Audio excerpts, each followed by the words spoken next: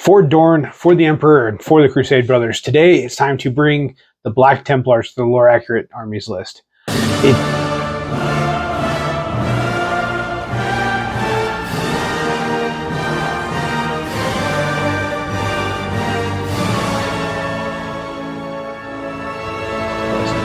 It's a long time coming. I've been wanting to do this for quite a while, but I was kind of waiting to see what Games Workshop would do with Black Templars leading into 10th edition, because honestly, it was one of the ones we've been waiting on.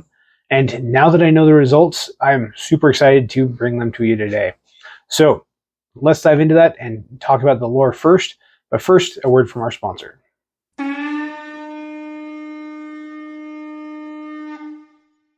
Today's video is brought to you by me and my company, Tartary Press. This is the company that manages both my writing career and Readers That Wargame.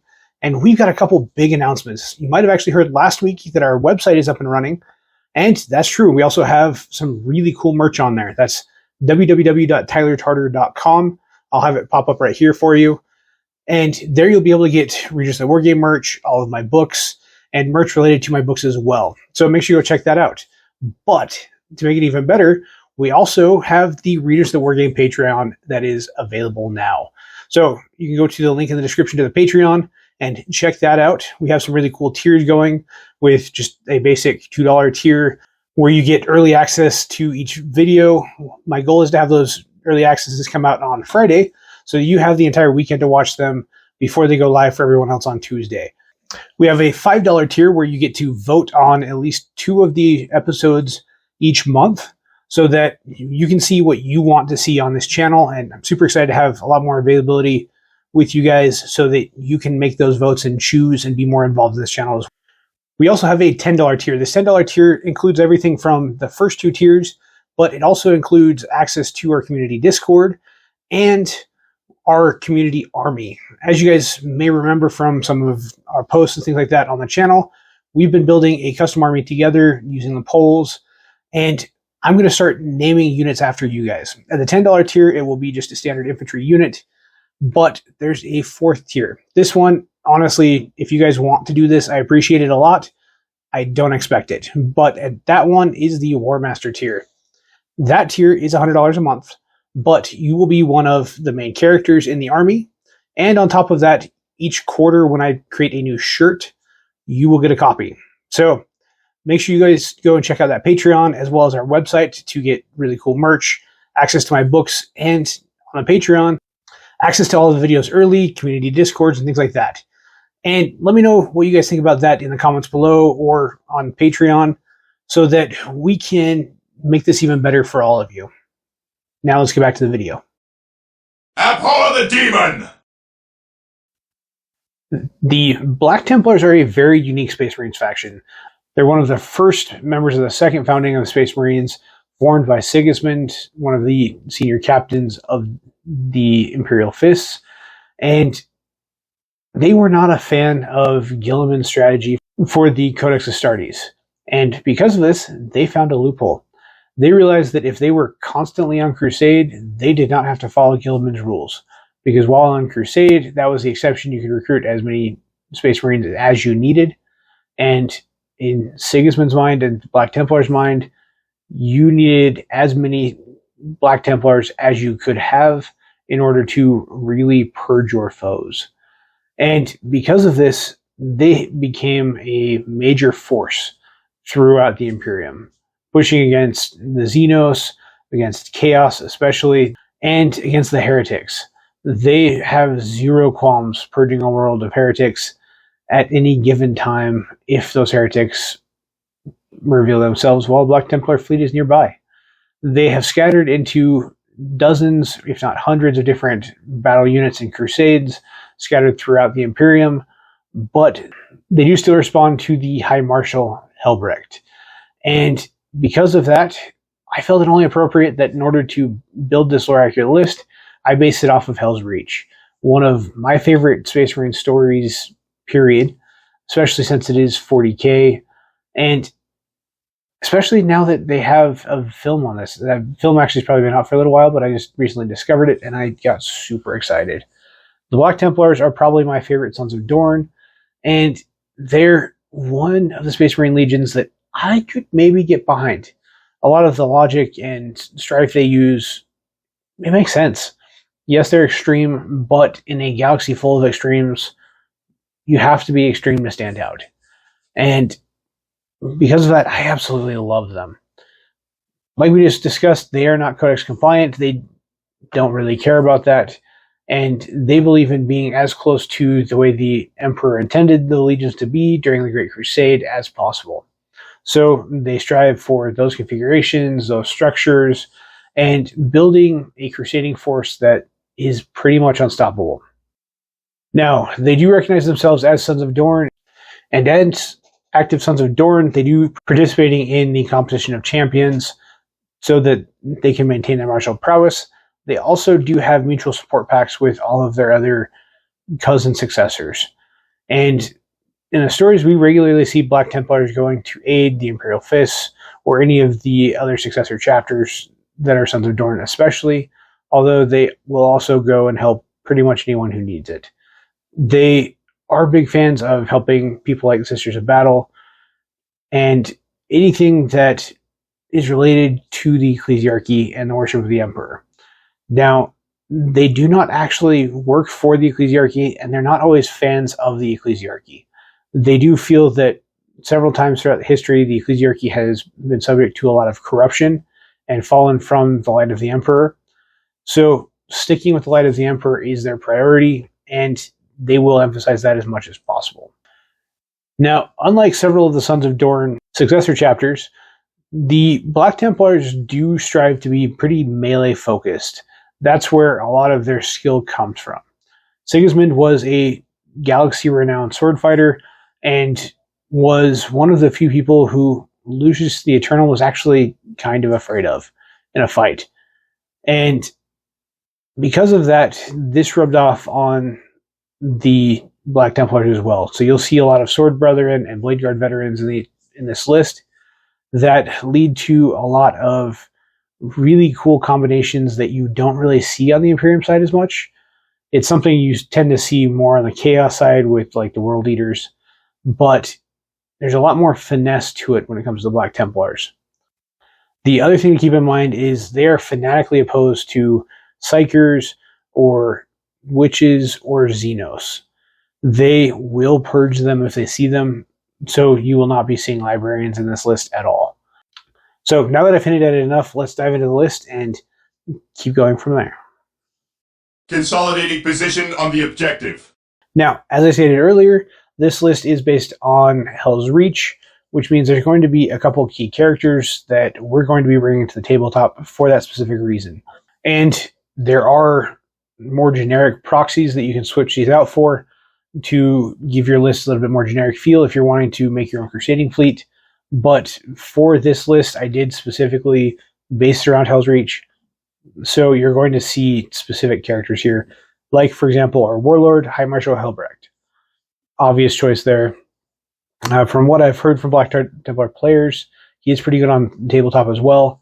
But for this story, he had to be here.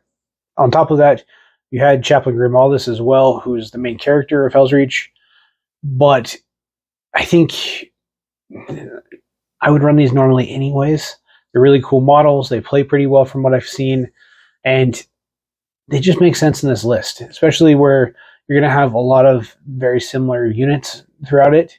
Having these unique characters will be really cool and will lend a lot to the Black Templars feel of your list. On top of that, we do have an Emperor's Champion, obviously, and an Apothecary. I did actually forget one character as I was going through this because he's sitting right on top of the unit he's going to be commanding, and that is a Blade Guard Ancient. The Blade Guard Ancient is really, really cool and looks really good in Black Templars colors, so I made sure to include him as well.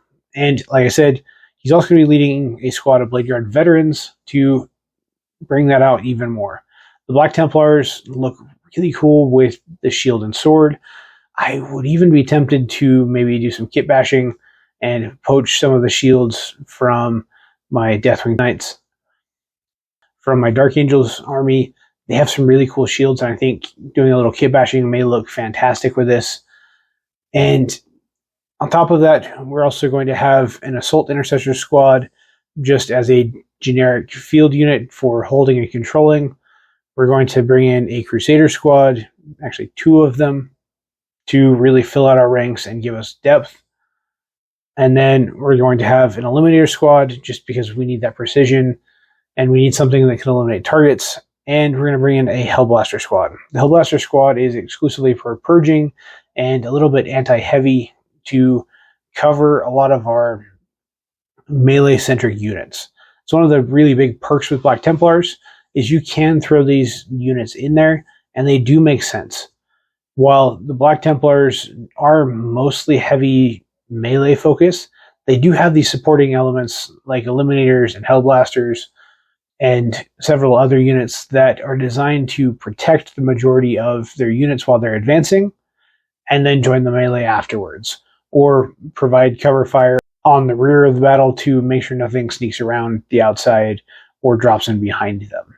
To wrap up the infantry, we do also have 2 units of Primaris Sword Brethren to bring that melee field to life once again and give us everything we need there.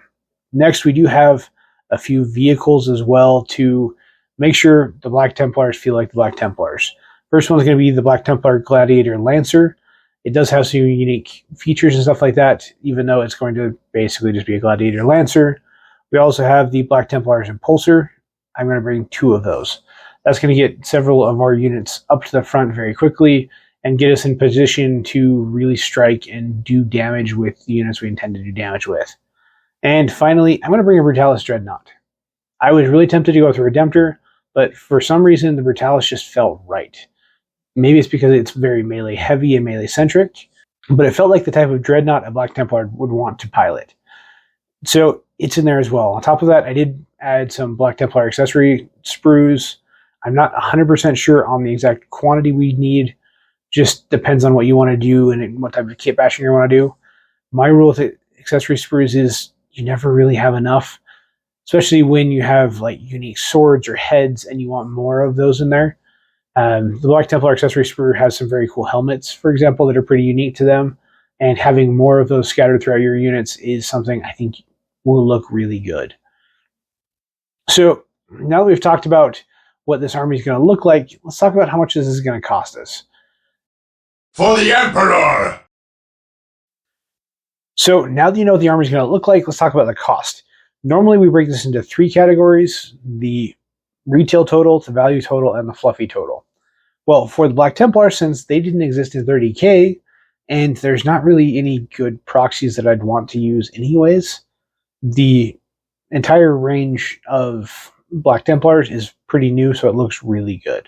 And because of that, we're just going to do 2. We're just going to do the retail value, how much it would cost you to buy it straight off of Games Workshop's websites or from their stores.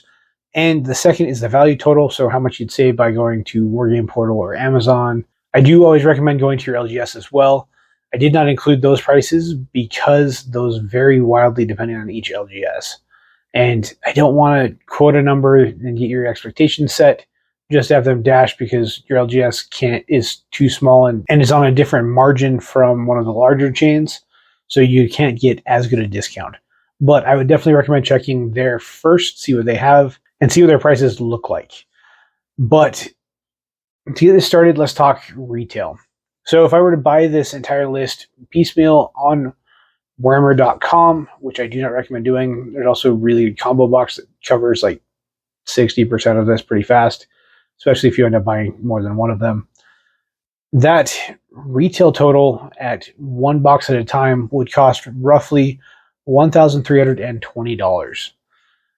Now, this isn't the most expensive list we've had at all, but it is up there. It's more expensive than I like and more expensive than I would probably recommend doing at retail.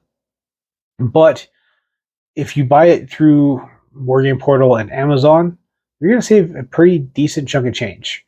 And by doing that, your value total is going to be $1,134.29. So pretty significant savings there. I definitely recommend going that route. I would also look at combat patrols and combo boxes to make sure you're getting as much value from it as you can. There's still quite a few available. They'll be easy to find, especially now that Black Templars have been refreshed for 10th edition. I suspect you're going to be seeing more of them in availability because they are quite popular. So now that we've talked about how much this is going to cost, let's talk about how to get it painted up and ready for the tabletop, and we'll get you back to your game as soon as we can.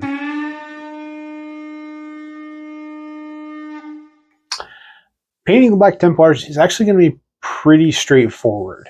They're not super complicated paint scheme. They're basically just black and white, meaning they have a base black armor with white pauldrons. And on the black armor, you're going to be accenting with white for any crosses or anything like that. While on the pauldrons, you are going to have a black cross. Their pauldrons will also be edged in black. So if you have a paint like Night Scale from Army Painters, you'll be able to get a nice, clean, very metallic looking armor on them that I don't know if I would use as the primary color. I would probably black it all out, and then I would accent with that Army Painter color to really make it pop and shimmer and make that armor look as clean as possible. Because for the Black Templars, they do represent pretty heavily. Now, beyond that, they're going to be pretty simple. The big thing that may bite you is all the purity seals. Black Templars are very big in Osa Moment, and this leads to a lot of purity seals over the body and trailing around them.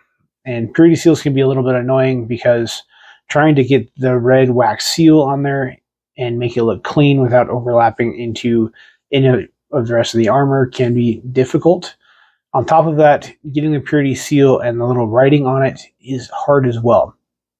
I have found some paint pens with very fine points that let me scribble on them to look like it has writing, and that's been what's worked for me the best, is doing that plus a very light tan for the paper. So now that you have your Black Templars all painted up and ready to go, let's talk tactics, and then we'll get you back to the tabletop. The enemy attack at their peril. So you have your entire Black Templar army ready. Now it's time to bring it to the tabletop. How are you going to do that and stay lore accurate? The tempting thing to do with Black Templars will be either to throw all of them in at once or try and work objectives. Both of these are going to be wrong.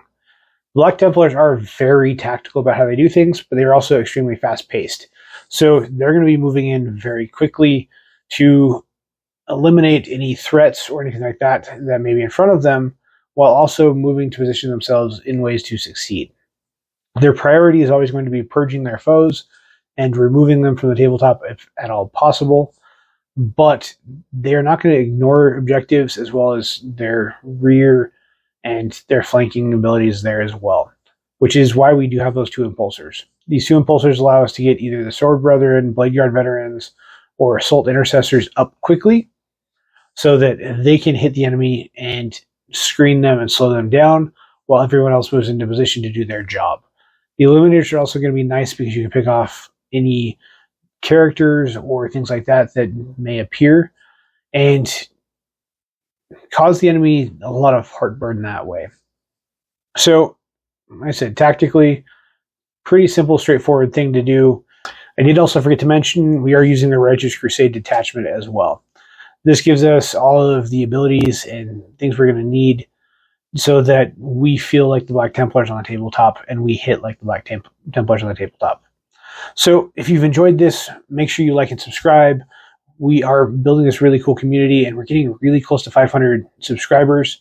If we can cross that point, I'll actually be able to throw our show merch on to the YouTube system as well, so you can just purchase it straight from YouTube if you like. But for now, make sure you go to www.tylertartar.com to check out the Readers That Wargame section for all of the cool shirts we have. Currently, we have 3 amazing ones. I'll throw pictures up here. Technically 4, just because of the way my system makes me do it. We have the Am I Lore Accurate t-shirt. This is one of my favorites to get created and one of my favorites to wear as well. Next, we have Tabletop Wargamer and Proud. Another one of my shirts that I really enjoy. It was a fun one to make as well. And finally, the Readers That Wargame logo. This comes into the more traditional blue logo that you guys see all the time on the site, but it also comes in the inverted white with blue accents so that you can wear it on darker colors and it still looks good. So make sure you go check that out. On top of that, while you're there, make sure you check out my books, see if there's anything you might be interested in reading as well. All of those are signed copies, as well as the merch that gets sent out to you, and I think you guys are going to really enjoy it. So thank you all for joining us. Let us know in the comments below if there's another army you want us to do a lore accurate army list on, and I will see you guys in the next one.